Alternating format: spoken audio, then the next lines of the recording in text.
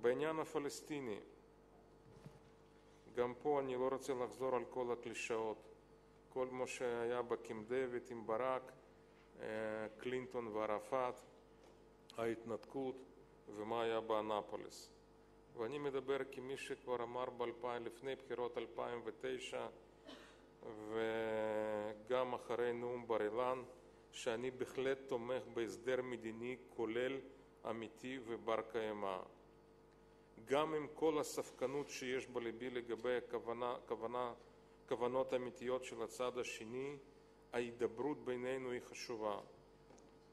גם כשאנחנו לא מסכימים, גם כשאנחנו לא כל כך סומכים זה על זה, ליכולת להידבר ולנהל את החיים השוטפים בצורה סבירה יש חשיבות עליונה. לכן אני רוצה להביע הערכה אמיתית למאמציו של מזכיר המדינה ג'ון קרי, שעושה ימים כלילות ומשקיע את כל כולו בניסיון להביא לסיום הסכסוך בינינו לבין פלסטינים.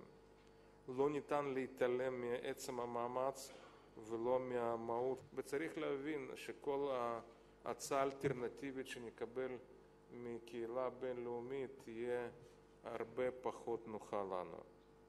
לכן אני חושב שקודם כל קרי בהחלט ראוי למלוא הערכה מצדנו על עצם המאמץ.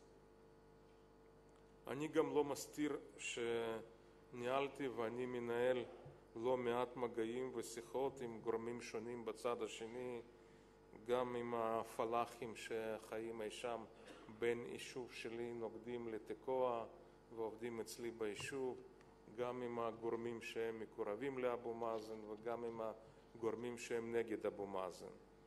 ומה שאני יכול לפחות להגיד בצורה ברורה, שלאף אחד אין אשליות. הדרך היא קשה וארוכה, והיא לצערי לא קצרה, אבל טוב שלפחות לכולם ברור שדרך היא קשה וכולם בלי אשליות. ופה כדאי מאוד לדבר על הנושא שהוא בטח לא מתיישב, לא עם מה שקרוי פוליטיקלי קורקט, אפילו אולי בחברה הישראלית, ואני מתכוון כמובן לחילופי שטחים ואוכלוסיות.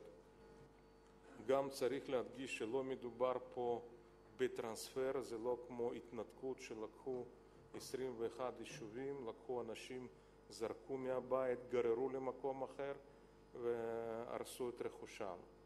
במקרה של חילופי שטחים ואוכלוסיות, הסוואפס, לא מדובר, אף אחד לא מגורש מהבית ואף אחד לא נשלים אף אחד מרכושו.